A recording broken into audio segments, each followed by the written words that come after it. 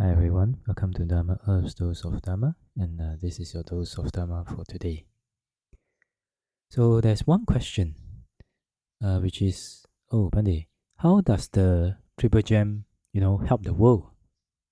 We know that the Buddha, the Dhamma, and the Sangha, they are known as gems because they're very precious and they're very valuable to the world. But in what way can we understand how the Triple Gem helps the world? Okay, so let us contemplate about it. When you are sick, then what do? You go and see the doctor, right? And when you go and see the doctor analyzes your sickness, gives a diagnosis, and gives you medicine for your sickness. And if you are a good patient, then you diligently take the medicine according to the prescription, right? And after a while, you recover. And after you recover, then what do normally people do? You're very grateful to the doctor, right? You're very grateful to the doctor. And sometimes you're also grateful to that wonderful medicine that has helped them to overcome their sickness or at least manage the symptoms, right? So similarly, our mind also have sickness. It has the sickness of greed. It has the sickness of anger. It has the sickness of delusion. It has the sickness of a lot of defilements, which cause us suffering.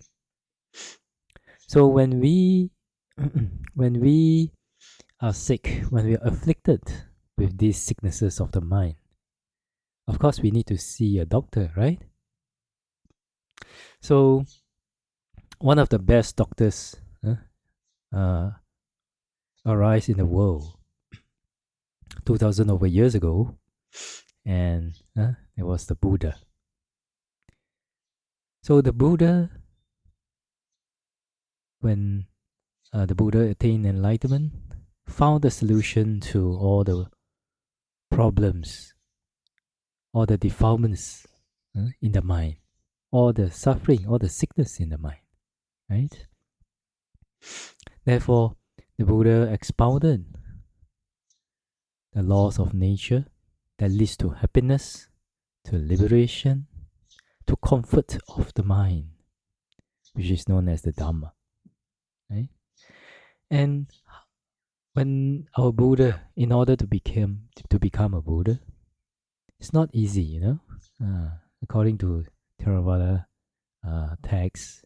You have to practice a lot of lives. Just imagine if you are sick, somebody gives you a lift to the hospital. You'll be so grateful to them for maybe like 1 week or 2 weeks, right? But if somebody gives up their lives in order to realize the knowledge that can help you with your condition, how grateful will you be? So this kind of a very distinguished individual is the Buddha. So the Buddha, in order to attain full enlightenment, he had to practice the 10 paramis, the 10 perfections, 10 qualities for many countless lives. And also there are many levels. There are 3 levels to the paramis, which make them also known as 30 paramis. So 10 times 3 is 30 paramis. The cultivation of these paramis includes giving up properties, giving up families, giving up even the eyes, flesh, blood, and even life. Not one life, not 2 lives, many, many lives. Okay? They have to cultivate their virtue. These qualities must be so strong that they're willing to sacrifice their lives in order to fulfill these paramis. Okay? Not to say that it's cold-blooded or something like that. No, it's not. Because these qualities are really qualities, admirable qualities, which leads to wholesomeness, which leads to uh, accumulation of paramis for the attainment of full enlightenment in the future.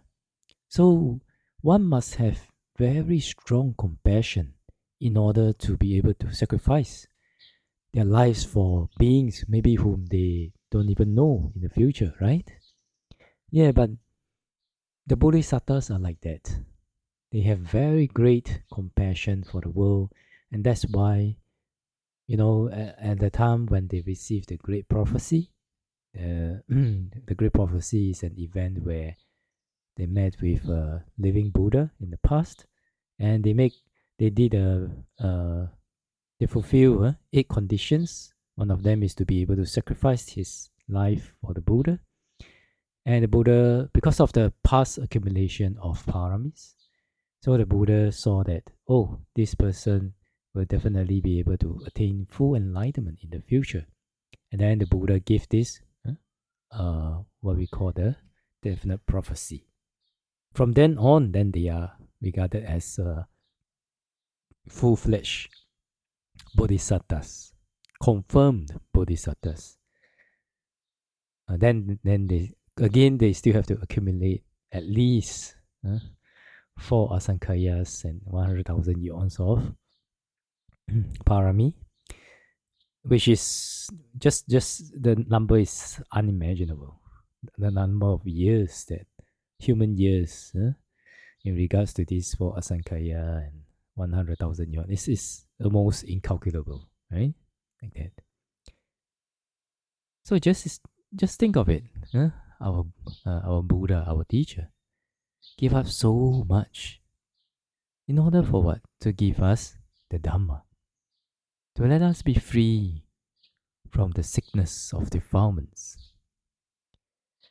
So when we are able to listen to Dhamma, when we are able to practice Dhamma nowadays,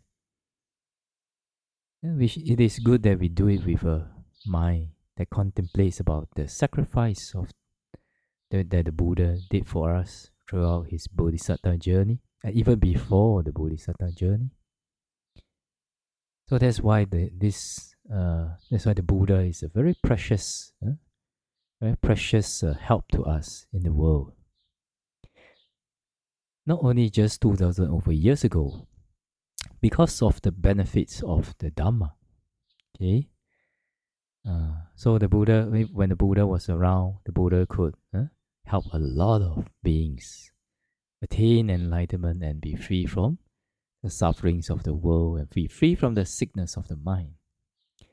But because of that great benefit of the Dhamma, because it gives true benefit to the world, so that's why it has been continued for 2,000 over years, even after the Buddha's passing away, the Buddha's what we call the Mahaparinibbana.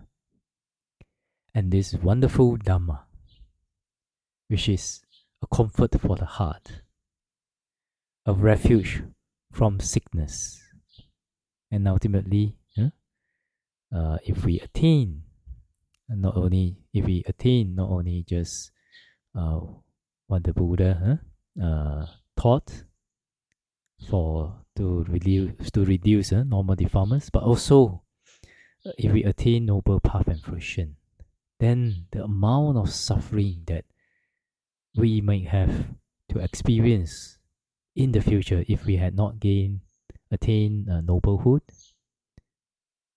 is tremendously huge. The amount of suffering that we destroyed is tremendously huge, because no more suffering.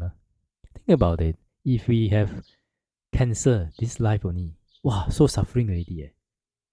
But if you continue life after life, and if unfortunately we hurt beings in the past, then this cancer or sickness comes again and again. Wow, very suffering, right? But if you attain noblehood, then the most you will be in the rounds of rebirth for another 7 lives. Compare unknown years, unknown lives to just 7 lives. That is the amount of suffering that's reduced is tremendously huge. And also the suffering that we are relieved from now is also very huge because of the power of Dhamma, because of the power of wise attention. And a lot of suffering now can, we can be relieved from it. We are free from a lot of the sufferings of the sickness of the mind. So wonderful, right? So it is in this way that the Buddha, and with the Buddha expounding the Dhamma, and beings like us hear the Dhamma, and then we are able to willingly try out the Buddha's teachings and get benefit from it. This is how the Buddha Ratana, the Buddha gem, and the Dhamma gem helps the world. Okay? Alright, so I think that's for today. We can talk about how the Sangha gem can help beings, help the world in the next talk. So with this, I wish may the Triple Gem bless all of you to be able to develop respect for the Buddha, Dhamma, and Sangha, be able to continue to practice and purify diligently, and ultimately be able to attain path, fruition, and Nibbana as soon as possible. Sadhu, sadhu, sadhu.